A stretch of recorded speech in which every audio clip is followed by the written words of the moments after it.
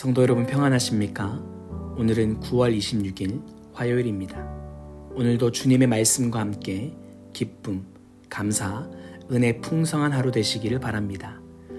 오늘 우리가 함께 묵상한 하나님의 말씀은 히브리서 12장 14절 말씀입니다.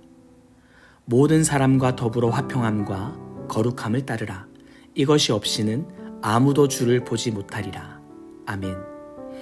예수님께서 승천하신 후에 그 땅에는 예수님께 사명을 받은 사람들이 남아 있었습니다.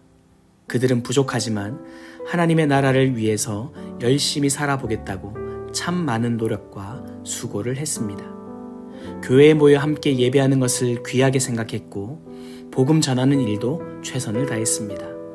그런 그들에게 세상의 공격이 시작되었습니다. 우선 하루에 한 끼 먹는 것도 쉽지 않았던 경제적인 상황이 예수님을 믿는다는 이유로 같은 민족이었던 유대인들에게 괴롭힘을 심하게 당했습니다. 설상가상으로 로마 황제에게 말로 다할 수 없는 핍박을 받았습니다. 황제는 자신이 정치를 잘못하면 손쉬운 희생양으로 교회를 핍박했고 자신이 저지른 암살, 방화, 침략 같은 사건들을 교회 탓으로 돌리기도 했습니다. 황제를 숭배하지 않는다는 이유로 화형을 시키거나 사자 우리에 던지는 일도 비일비재했습니다. 1세기 초대 교회는 그야말로 융단 폭격을 당했습니다. 안타깝게도 히브리 공동체 안에는 이런 상황으로 인해서 하나님의 은혜를 떠나 배교하는 사람들의 수가 많아지게 되었습니다. 그 사람들을 향한 경고의 메시지가 오늘 14절의 말씀부터 이렇게 시작합니다. 모든 사람과 더불어 화평함과 거룩함을 따르라. 이것이 없이는 아무도 주를 보지 못하리라. 융단 폭격과도 같은 현실의 삶 가운데 배교를 하던 사람들에게 아무도 주를 보지 못하리라고 경고합니다. 경고의 목적은 협박이 아니라 다시 돌아오게 하기 위함일 텐데요. 그렇다면 그들이 다시 주님을 보기 위한 방법에 대해서 오늘 본문은 어떻게 말씀하고 계실까요? 두 가지입니다. 모든 사람들과 함께 화평하는 것, 그리고 거룩함을 따르는 것. 많은 사람들이 하나님을 보고 싶다고 말은 많이 하지만 실제로 그것을 위해서 구체적으로 어떻게 해야 하는지에 관해서는 그다지 큰 관심이 없음을 종종 보게 됩니다.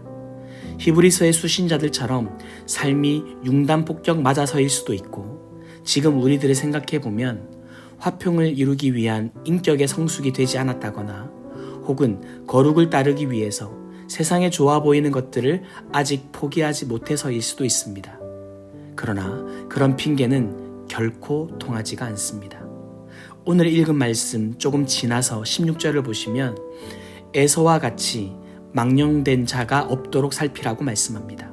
즉 팥죽 한 그릇에 장자권을 넘겼다가 후회하고 더 나아가 그 장자권을 다시 찾기 위해서 온갖 수단을 다 사용했던 그 에서의 비참함을 상기시켜주면서 화평함과 거룩을 이루지 않으면 아무도 주님을 볼 수 없음을 강하게 에서를 통하여 경고합니다. 사랑하는 여러분, 물론 우리는 히브리서가 기록될 당시의 상황처럼 그런 혹독한 시대를 살지는 않지만 오늘 우리도 어떤 이유에서든지 그에 못지않게 하나님을 보지 못하게 될 상황, 즉 모든 사람과 더불어 화평하지 못하고 거룩함을 따르지 못하는 사건과 상황을 만나게 될 수도 있습니다. 그러나 그 찰나의 순간에 우리가 넘어지지 않으면 좋겠습니다. 오늘 하루 주님의 선한 능력 가운데 모든 사람과 더불어 화평하게 지내며 또 거룩함을 따라 살 때에 하나님의 얼굴을 보게 되는 그런 복된 하루 되시기를 주님의 이름으로 축원합니다. 기도하겠습니다. 예수님께서 하나님과 우리 사이에 중보자 되심으로 먼저 십자가를 지시고 섬기신 그 은혜를 감사드립니다. 우리도 받은 그 사랑을 생각하며 삶에서 용서를 구하며 용서할 수 있도록 도와주옵소서. 세상에 좋아 보이는 것들을 쫓아가지 않도록 하나님의 백성, 하나님의 자녀라는 정체성이 더욱 분명하고 확실해지도록 삶의 곳곳마다 은혜를 더하여 주옵소서. 감사드리며 예수님의 이름으로 기도드립니다.